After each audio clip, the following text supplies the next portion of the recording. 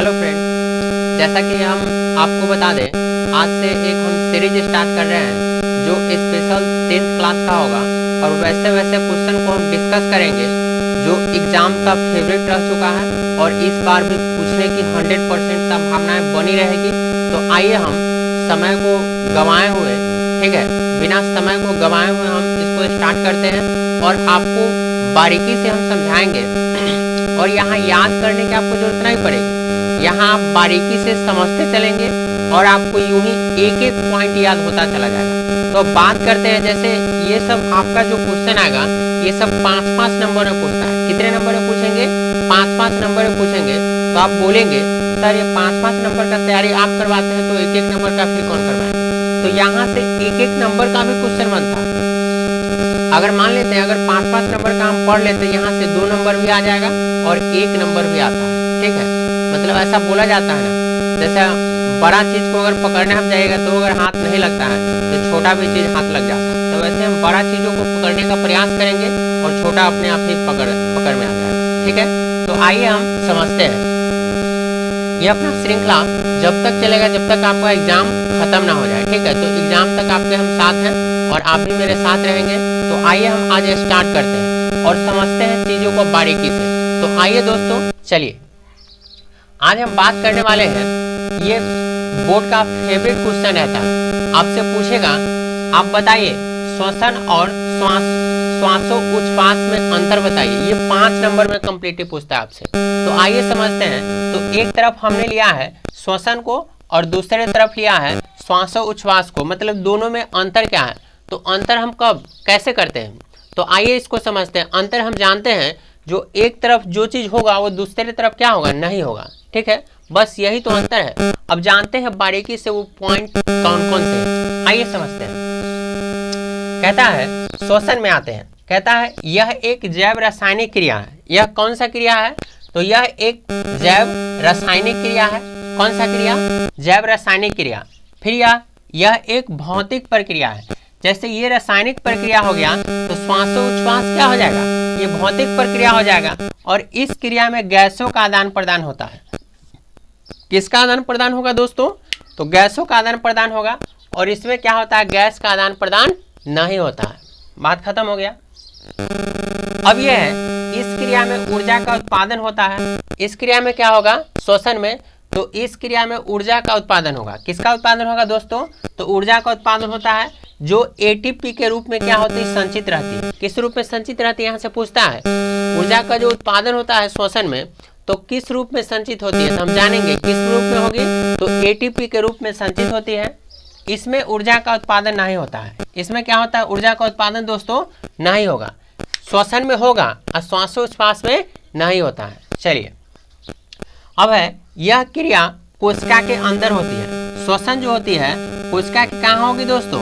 तो कोशिका के अंदर होगी। तो वो क्या हो जाएगी? कोशिका के बाहर होगी। श्वासोच्छ्वास क्या हो जाएगी? कोशिका के बाहर होगी। कहाँ होगी दोस्तों? कोशिका के बाहर होगी।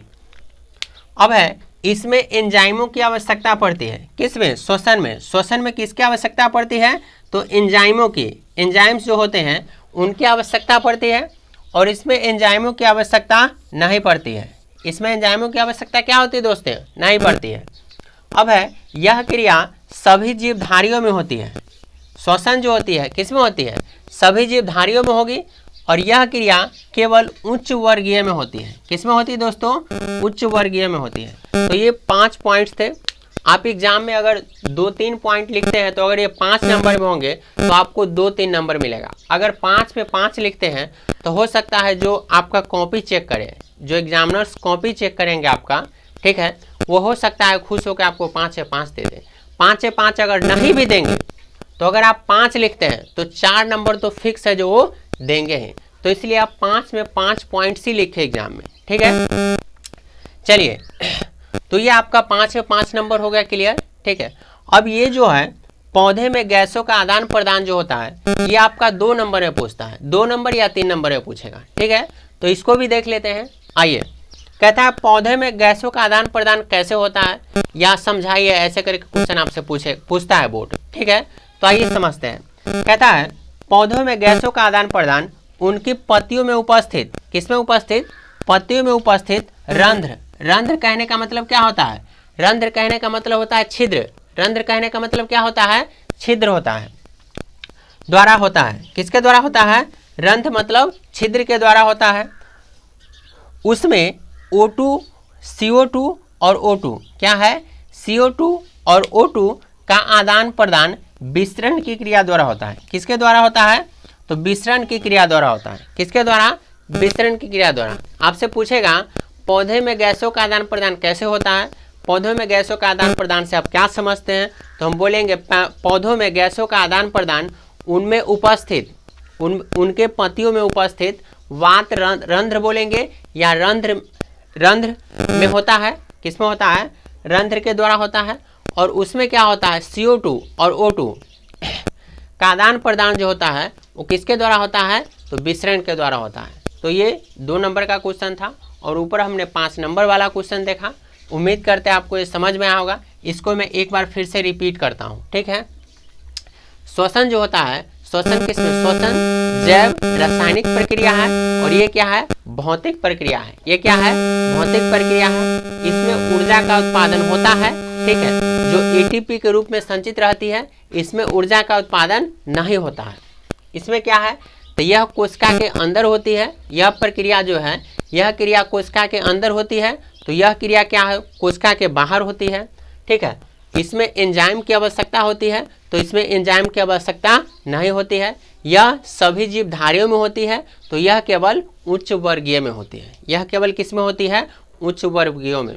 तो आपको मैं रिवीजन भी करवा दिया, ठीक है। उम्मीद करते हैं आपको समझ में आ रहा होगा। समझ में आ रहा है तो चैनल को सब्सक्राइब कर लीजिएगा ऐसे ही वीडियोज़ को आगे देखने के लिए। चलिए, थैंक यू।